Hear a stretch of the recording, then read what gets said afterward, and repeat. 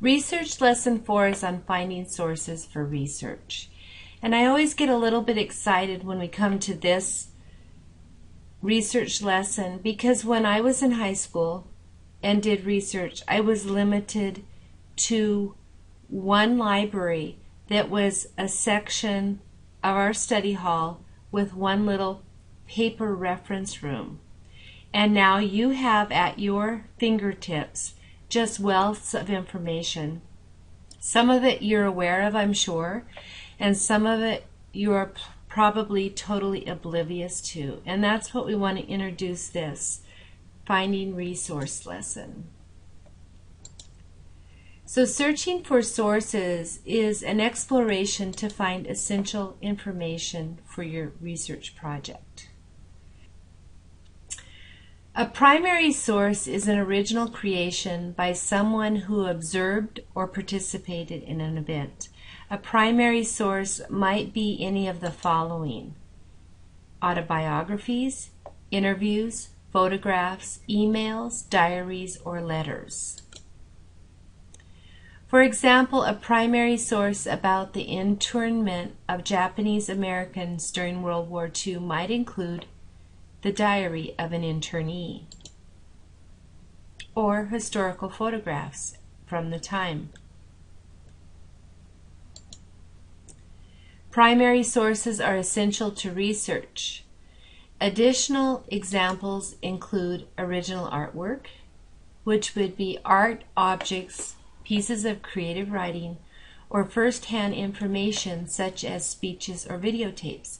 And here we have one of the internees' artistic representation of an assembly center of one of these internment camps. Could have videotapes. You could have poetry, poems such as those written by children in the Japanese American internment camps. And we're just going to take a second to read this because I love this poem.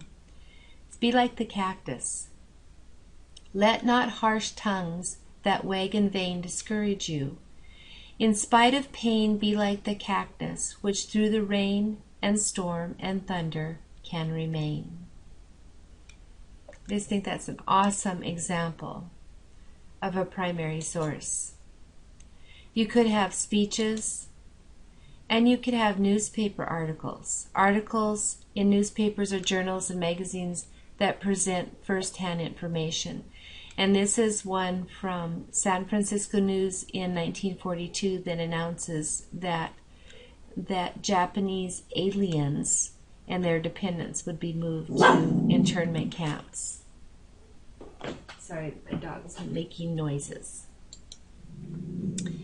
A secondary source writes or talks about a primary source. Here's some examples of secondary sources. We have essays, critiques, reviews, articles, biographies, histories. And let's look at this secondary source about Japanese internment include a book written by a historian or a newspaper review of exhibits of art by internees. These would be examples of secondary sources. Secondary sources can be helpful if you are interested in securing varied viewpoints. For example, this book compiles the reflections of many different people on the internment of Japanese Americans. The Library of Congress contains many digital primary source materials in its online archives, and these include photographs and audio and video recordings, letters and manuscripts, diaries, journals, newspapers, speeches, interviews, and memoirs, and documents produced by government agencies such as the Office of the President. So you have digital collections there. And what I would like to do is take a minute to jump over to the Library of Congress. So this is what Library of Congress looks like right now, accessing it as of today. So notice your URL is www.loclibraryofcongress.org .gov, and this is the index page. So you could go to any of these links and get information on your person. So you notice you have American Memory, which we're going to talk about in a minute, but these are photographs from American history. You have prints and photographs here. You have historic newspapers. You have sound recordings. You have veteran stories. You have performing arts. There's just a wealth of information at this site. Here you have one on film, maps, and manuscripts. So remember this URL. It's www.loc.gov. It's the Library of Congress. So let's jump back over to what we're talking about currently from current slide. Okay, the Library of Congress also contains secondary sources that synthesize and interpret primary sources. So here we have an example. In a speech by Representative Michael Honda of California, he commemorates the life and achievements of a Japanese American internment camp detainee. So this would be an example of a secondary source, also within the Library of Congress. So you have your library, LOC, Library of Congress online catalog, is a database of records of the library's vast collection of material. The main search pages include links to basic and advanced searches and to audio and visual holdings. So this lesson, or this was created by our curriculum publishers a few years ago. So it looks a little bit different than this now. I just showed it to you. But it still has your basic and advanced search pages. It still has your catalog of audio and visual holdings. So within the Library of Congress online catalog, to conduct a basic search of the Library of Congress online catalog, you click on keywords and enter one or more search items related to your research topic.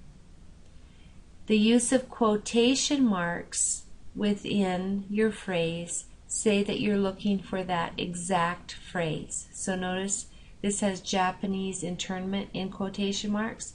So our searcher is looking for this phrase only. That's what the quotation marks are for. Then you would click on Begin Search to display the search results. Let's look at our research tip. Within Library of Congress is American Memory, and I just showed you that when we jumped back over to the page in real time.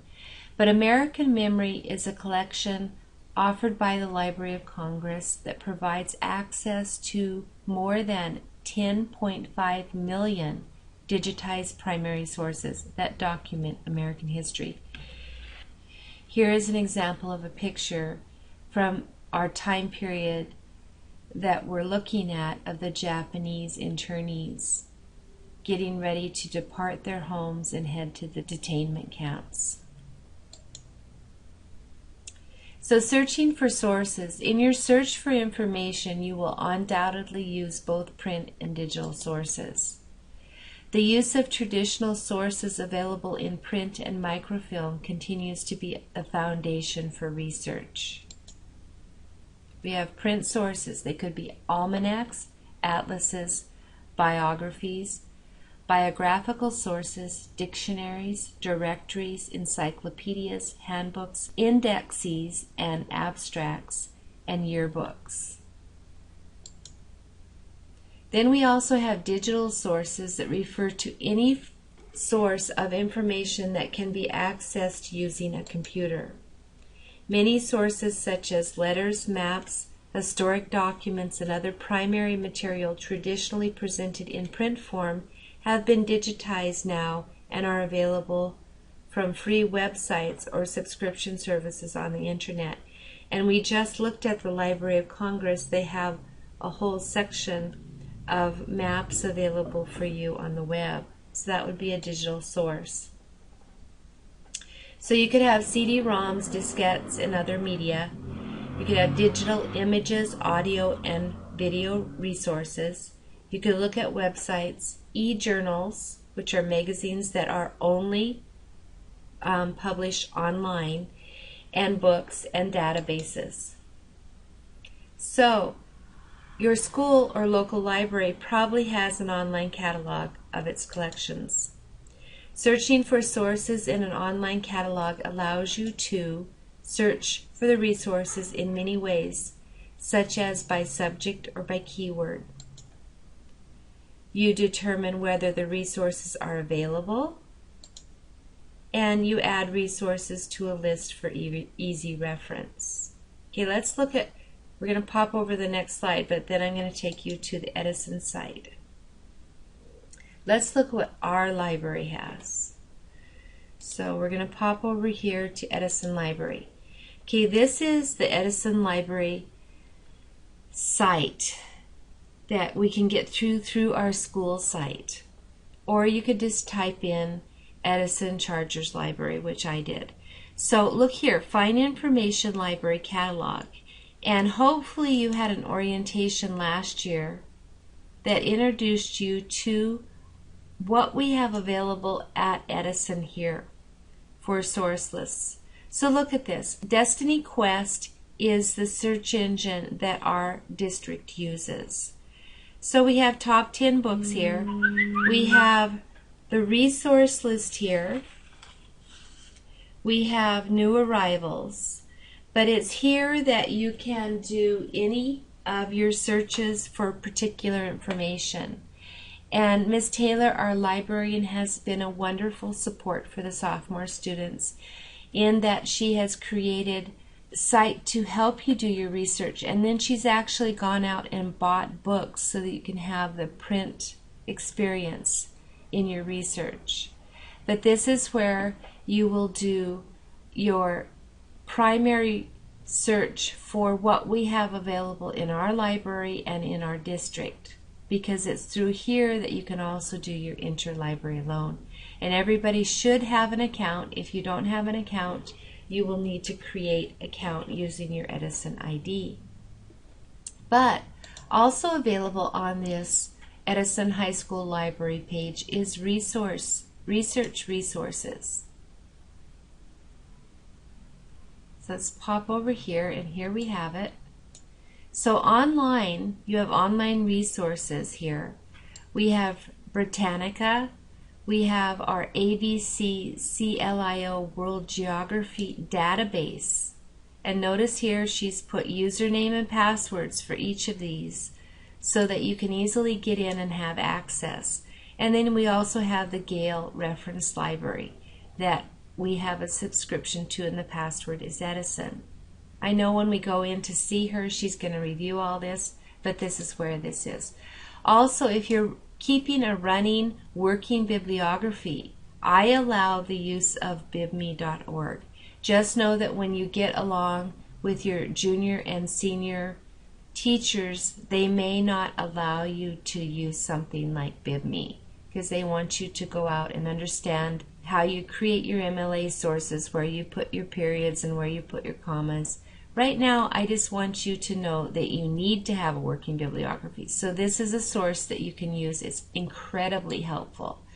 And then she also has some little techniques up here of MLA citations, citation guidelines, 5 steps to better research, basic steps in the research process, evaluating websites, and web path expressed via Destiny, which is their online library.